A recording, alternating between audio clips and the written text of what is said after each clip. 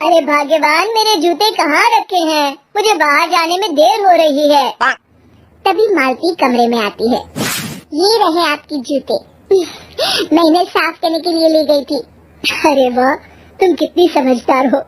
मेरे बिना कुछ कहे ही सारे काम कर देती हो। तभी मालती झिझकते हुए रमेश से कहती है, सुनिए जी, आपसे एक बात कहूँ, बुरा तो नहीं मानेंगे ना? अरे नहीं नहीं, बेफिक्र होकर कहो। शादी से पहले मैं अपने मायके में नौकरी करती थी। मैं चाहती हूँ कि अब मैं फिर से नौकरी करना शुरू कर दूँ। वैसे भी सारा दिन घर में बोर हो जाती हूँ। देखो मालती, तुम्हारे नौकरी करने से मुझे कोई ऐतराज नहीं है, लेकिन तुम्हें एक बात बता दूं, हमारे खानदान में आज तक कभी किसी औरत ने नौकरी नहीं की। फिर भी एक बार तुम माँ से पूछ कर देखो, अगर वो तुम्हें नौकरी करने की इजाजत दे देती है तो अच्छी बात है। रमेश वहाँ से चला जाता है। फिर उसी शाम मालती अपनी सास के पैर दबा रही होती है। तभी उसकी सास मालती से कहती है, अरे क्या बात है बहू, आज तो ठीक तरह से मेरे पैर नहीं दबा रही। किसी ख्याल में खोई पड़ी है क्या? मैं भी तो जानूं आखिर बात क्या है। दरअसल वो माँ जी। अरे हाँ हाँ बोलो, इतना सोच क्यों रही हो? माँ जी, अगर आप बुरा न माने तो मैं नौकरी करना चाहती हूँ। घर के काम करने के बाद मेरे पास काफी वक्त बच जाता है। मालती की ये बात सुनकर उसकी सास गुस्से में कहती है, अरे बहू, तेरी तबीयत तो ठीक है ना? आज ये कैसी बहकी बहकी बातें कर रही है?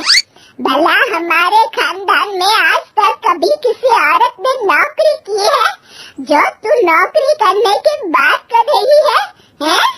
अरे बहू, तू क्या रिश्तेदारी में हमारी नाक कटाना चाहती है? जितना जल्दी हो सके अपने दिमाग से नौकरी का भूत उतार दे।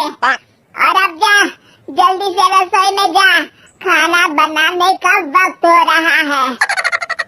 मालती मन मार कर खाना पकाने के लिए रसोई घर में चली जाती है। अगले दिन। नमस्ते माँ जी, कैसी हैं आप? अरे आओ आओ दिवाकर बेटा, बैठो, मैं तुम्हारे लिए चाय मंगाती हूँ। बहू, जरा एक कप चाय तो लेती आना। फिर दिवाकर एक फाइल खोलकर मालती की सास के सामने रख देता है। ये देखिए माँ जी, ये है पिछले महीने का हिसाब और ये रहे मुनाफे के रुपए। एक बार हिसाब देख लीजिए और इन कागजों पर अपने दस्तखत कर दीजिए। अरे दिवाकर बेटा, मैंने भला आज तक कभी तेरा हिसाब देखा है? अब देखूंगी। ला बता, कहाँ दस्तखत करूं? तभी मालती चाय लेकर वहाँ आ जाती है और अपनी सास को बिना कागजातों को पढ़े इस तरह लापरवाही से दस्तखत करते हुए देखकर हैरान रह जाती है। अच्छा माली, अब मैं चलता हूँ, फैक्ट्री में बहुत काम है। फिर दिवाकर वहाँ से चला जाता है। कुछ दिनों बाद मालती बाजार में कुछ सामान खरीद रही होती है। तभी एक बूढ़ा आदमी उसे आवाज देता है, अरे मालती बेटी, कैसी हो? मुझे पहचाना? मैं तुम्हारी कंपनी में मुनीम का काम करता हूँ। हाँ चाचा जी, मैं आपको बिल्कुल पहचानती हूँ। कहिए, कैसे हैं आप? मैं तो ठीक हूँ। कंपनी में कुछ भी ठीक नहीं चल रहा, यहाँ तक कि हमें ठीक वक्त पर तनख्वाह भी नहीं मिलती। ये आप क्या कह रहे हैं? अब क्या बताऊं, आप लोग तो कभी हिसाब किताब देखने दफ्तर आते नहीं। मेरी मानो तो एक बार आप लोग दफ्तर आकर सारा हिसाब किताब देख लो, आपको असलियत पता चल जाएगी। अच्छा बेटी, अब मैं चलता हूँ, देर हो रही है। फिर वो बूढ़ा वहाँ से चला जाता है। वहीं दूसरी तरफ मालती घर पहुँचकर अपनी सास को सारी बात बताती है। तभी वहाँ रमेश भी आ जाता है, लेकिन मालती की सास मालती की किसी भी बात पर विश्वास नहीं करती। तभी रमेश कहता है, अरे माँ, बिना आग के कभी धुआं नहीं उठता। जब मालती इतना कह रही है तो हमें एक बार दफ्तर चलकर देख लेना चाहिए। वैसे भी हम लोग काफी दिन से अपने दफ्तर नहीं गए हैं। इस तरह किसी एक आदमी के भरोसे काम छोड़ना मुझे भी ठीक नहीं लगता। अगले दिन वे सभी अपने दफ्तर पहुंचते हैं और सीधे दिवाकर के कैबिन में जाते हैं। अचानक सबको एक साथ देखकर दिवाकर चौंक जाता है। अरे माँ जी, आप सब लोग अचानक यहाँ कैसे आ गए? अगर कुछ काम था तो मुझे एक फोन कर दिया होता, मैं आपके घर आ जाता। तभी मालती की सास कहती है, अरे दिवाकर बेटा, आज मैं हिसाब देखने दफ्तर आई हूँ, जरा मुझे पिछले 6 महीनों का हिसाब दिखाना तो बेटा। दिवाकर घबराते हुए हिसाब की फाइल मालती की सास को देता है। मालती की सास फाइल लेकर मालती को देती है और कहती है, ले बहू, देख ले हिसाब। मालती फाइल को बड़े गौर से देखती है और अगले ही पल उसे सारी गड़बड़ी समझ में आ जाती है।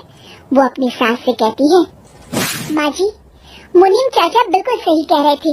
हमारी कंपनी में पिछले 6 महीनों में जितना मुनाफा हुआ है, हमें उसका आधा पैसा भी नहीं मिला। यूँ समझ लीजिए कि 1 रुपये में सिर्फ चवन्नी ही हमारे हाथों में आई है। मालती की बातें सुनकर मालती की सास गुस्से से दिवाकर को पूछती है, क्यों दिवाकर, मेरी बहू जो कह रही है वो सच है? दिवाकर समझ जाता है आज उसका भांडा फूट चुका है। वो गिड़गिड़ाते हुए कहता है, मुझे माफ कर दीजिए माँ जी, मैं पैसों के लालच में अंधा हो गया था। अरे वाह दिवाकर, तू तो एक नंबर का चोर निकला। इतने दिनों से मैं तुझ पर आंख बंद करके भरोसा करती रही और तू मुझे ही चुना लगाता रहा। अभी के अभी निकल यहाँ से और दोबारा अपनी शक्ल मत दिखाना। दिवाकर वहाँ से भाग जाता है। मालती की सास मालती को शाबाशी देते हुए कहती है, बहू, आज मैं समझ गई कि पढ़ाई लिखाई हमारी जिंदगी में कितनी जरूरी है। मैं बहुत किस्मत वाली हूँ जो मुझे तुझ जैसी बहू मिली है। शिक्षा, पढ़ाई लिखाई का इस्तेमाल सही जगह करके हम दुनिया में बहुत कुछ बदल सकते हैं।